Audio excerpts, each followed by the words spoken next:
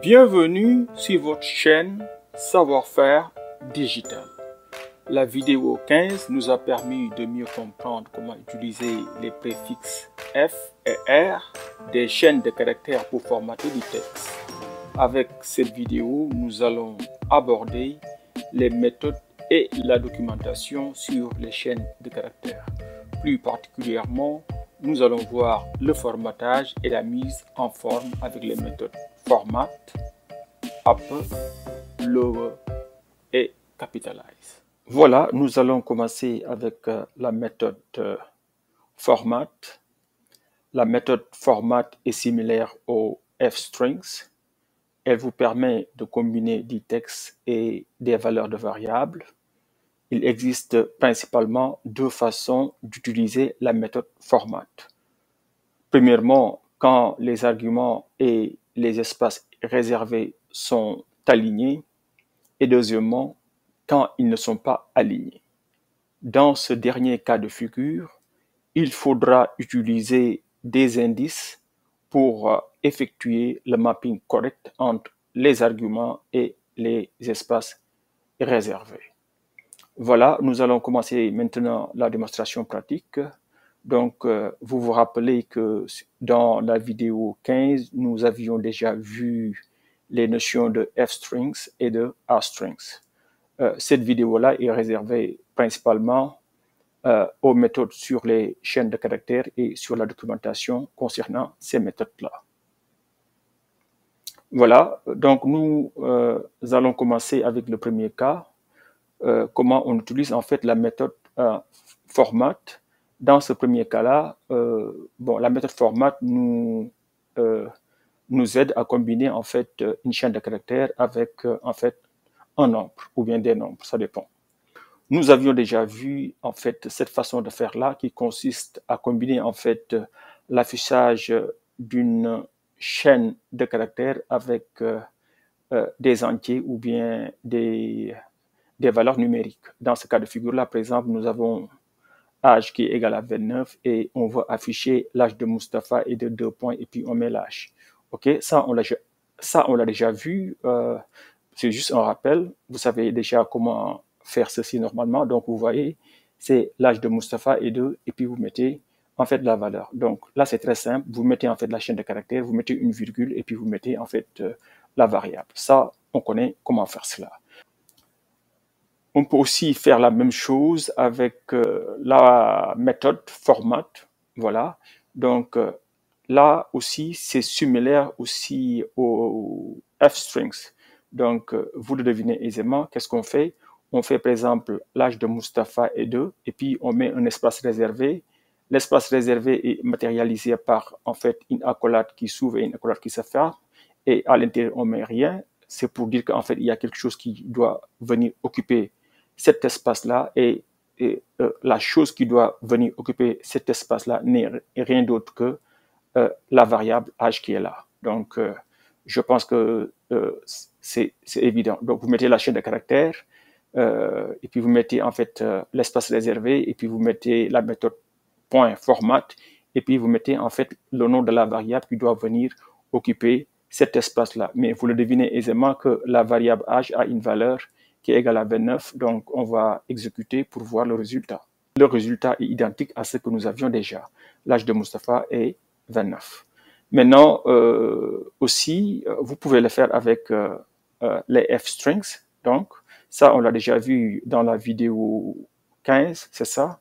Donc, vous faites print et puis vous mettez F pour dire que c'est un F-strings. Et puis, vous mettez l'âge de Mustapha est, OK. Et vous mettez maintenant, vous ouvrez l'accolade, vous mettez âge, vous fermez l'accolade pour dire que il faut remplacer en fait la variable par sa valeur qui est égale à 29. Et si on exécute ceci aussi, vous allez voir qu'on va obtenir le même résultat. Donc vous voyez, on a fait la même chose avec 3 techniques différentes. Donc vous voyez qu'en fait, il est bien d'apprendre plusieurs techniques et quand vous avez un problème devant vous, il faut l'approcher avec la technique la plus appropriée. Donc, il est bien d'avoir plusieurs outils dans sa boîte à outils. Voilà, le premier cas est très simple puisque nous avions une seule variable.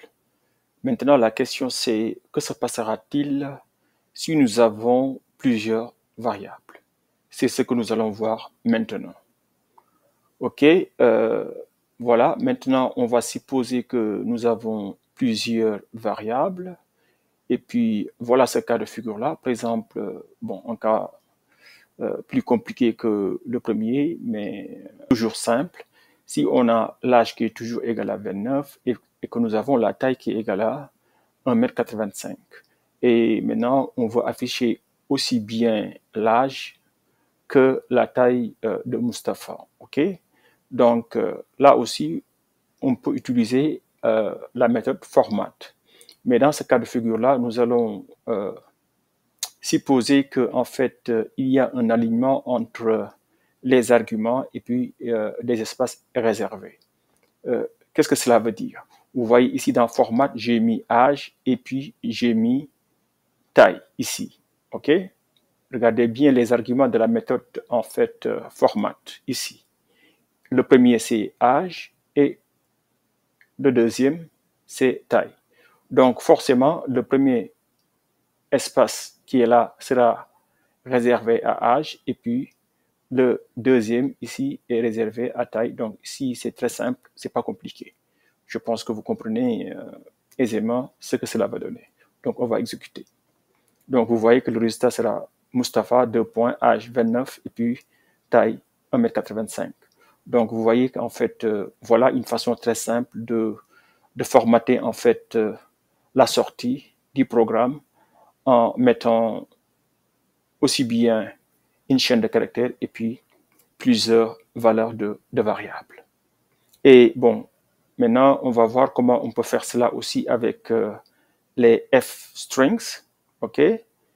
On peut le faire avec les f-strings. Bon, dans ce cas de figure-là, bon, on ne va pas utiliser la méthode format, mais on va juste commencer par f.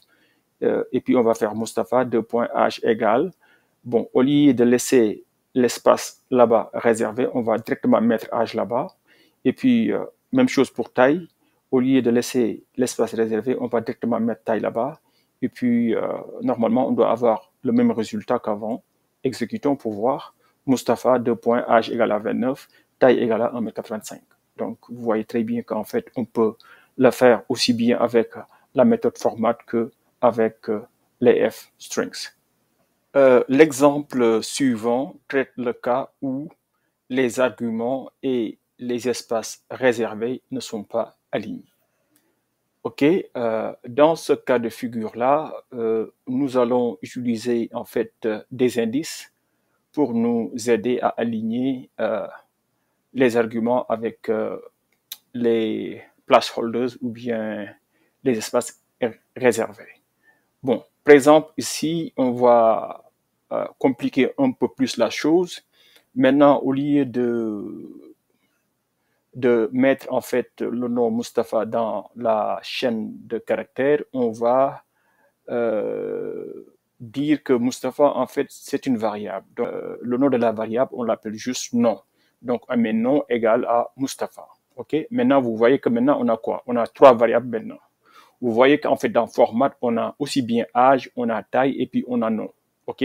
Donc, vous voyez qu'en fait, on est en train de construire en fait des structures qui sont de plus en plus complexes. OK? Avant, on a commencé par une variable, après on est allé à 2 variables, maintenant on est à 3 variables. En plus de cela, maintenant, non seulement on a 3 variables, mais les 3 variables ne sont pas alignées avec les espaces en fait réservés. Donc, vous voyez qu'ici dans format, on a âge, on a taille, on a nom. Alors que normalement, nous voulons en fait que le nom s'affiche d'abord en premier lieu. Donc, dans ce cas de figure-là, on va dire qu'en fait, cette place réservée-là, qui est là, doit correspondre en fait à la dernière variable. Et la dernière variable, c'est nom. OK? Donc, ça, c'est la variable d'indice 0. Ça, c'est la variable d'indice 1. Et ça, c'est la variable d'indice 2. Donc, rappelez-vous, on commence toujours à compter à partir de 0. Donc, âge correspond à 0, taille correspond à 1 et puis nom correspond à 2. Puisqu'on veut que le nom s'affiche d'abord, forcément, en fait, l'espace réservé ici doit correspondre à 2. Et puis la taille correspond à l'indice 1. Donc, vous voyez qu'ici, dans l'espace réservé, on a mis 1. Et puis l'âge correspond en fait à l'argument d'indice 0 ici. Donc, on va mettre âge égal et dans l'espace réservé, on va mettre 0. Donc, je pense que vous avez compris la logique ici. Mais pour mieux comprendre, on va exécuter et voir le résultat. Donc, vous voyez qu'on a vu Mustapha, taille égale 1,85 m, âge égal à 29. Donc, vous voyez qu'ici, on a utilisé en fait des indices pour nous aider à aligner en fait les arguments avec les espaces réservés pour avoir en fait le bon mapping. Maintenant, nous allons aborder les méthodes pour la mise en forme. Donc, nous allons d'abord voir upper, puis nous allons voir lower, puis nous allons voir capitalize. OK? Donc, commençons. Voilà, ça c'est upper. Upper convertit une chaîne de caractères en majuscule. OK? Donc, par exemple, imaginons que vous avez en fait ici la chaîne de caractères Mustapha. Déjà, on peut le faire comme cela, mais on peut même faire mieux si je mets ici nom, point. Voilà, donc rappelez-vous que nom contient en fait Mustapha, donc c'est même pas la peine de mettre Mustapha là-bas. Si on fait ça et puis on exécute, vous voyez très bien que le nom maintenant est en majuscule. Vous le voyez bien, parce que upper nous permet de convertir en fait toute la chaîne de caractères en majuscule. Donc rappelez-vous que Mustapha, c'était le contenu en fait de la variable nom. Je pense que nous l'avions déjà fait ici. Et puis voilà, c'est bien ici. Donc si vous appelez en fait la méthode upper sur le nom Mustapha, donc upper va convertir en fait la variable en majuscule. Donc, mais il faut comprendre une chose essentielle. C'est pas la chaîne de caractères elle-même qui est transformée, mais c'est une copie de la... bon, attends, je pense que c'est important de montrer cela. Donc, je vais mettre ici. Si j'appelle, par exemple, le nom encore, vous allez voir que le nom n'a pas changé.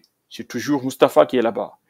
Ce que les méthodes de chaîne de caractères font, c'est que en fait, ces méthodes-là créent d'abord une copie de la variable et travaillent sur cette copie-là et renvoient renvoie le résultat dans cette copie-là. Je pense que vous comprenez ce que je veux dire par là. Parce que la chaîne elle-même ne peut pas être transformée. On savait déjà que les chaînes de caractères sont immuables. On ne peut pas les changer. Donc, vous ne pouvez travailler que sur une copie. Je pense que c'est clair. Et voilà, maintenant, nous allons passer à la méthode lower. Donc, lower convertit une chaîne de caractères en minuscule. Hein? Donc, vous l'avez déjà deviné, c'est l'opposé de upper. Par exemple, ici, j'ai une chaîne de caractères Mustapha, par exemple. Si j'appelle en fait lower là-dessus, donc toute la chaîne, une copie de la chaîne sera transformée en minuscule. On va exécuter pour voir. Je pense que c'est simple. Voilà. Donc, c'est exactement l'opposé de upper. Vous avez vu, par exemple, si j'appelle nom, si j'appelle upper sur nom, comprenez que nom, c'est toujours Mustapha. Donc, tout est en majuscule. Par contre, si on appelle lower, tout est en minuscule. Je pense que c'est très élémentaire. C'est pas la peine de perdre du temps sur cette notion-là. Maintenant, on va aussi passer directement à la notion de capitalize. Capitalize, c'est un peu plus nuancé, en fait. C'est juste, en fait, la première lettre, en fait, qui est convertie en lettre majuscule. OK? C'est comme quand vous commencez, en fait, une phrase. C'est juste, en fait, la première lettre de la phrase qui est en majuscule, c'est ce qu'en fait capitalize fait. Donc là aussi, on va exécuter et pour voir le résultat. Donc voilà, c'est sans commentaire. Vous voyez que en fait, j'avais mis Mustapha avec un M minuscule pour bien voir que le M minuscule sera converti en majuscule, mais le reste n'est pas changé. Donc voilà.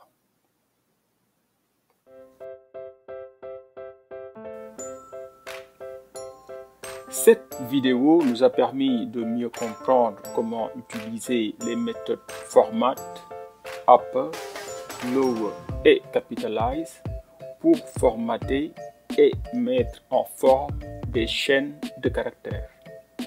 Prochainement, nous comptons voir les méthodes de recherche sur les chaînes de caractères. Plus particulièrement, nous allons étudier find et count. Soutenez la chaîne, abonnez-vous et likez les vidéos. Merci et à la prochaine.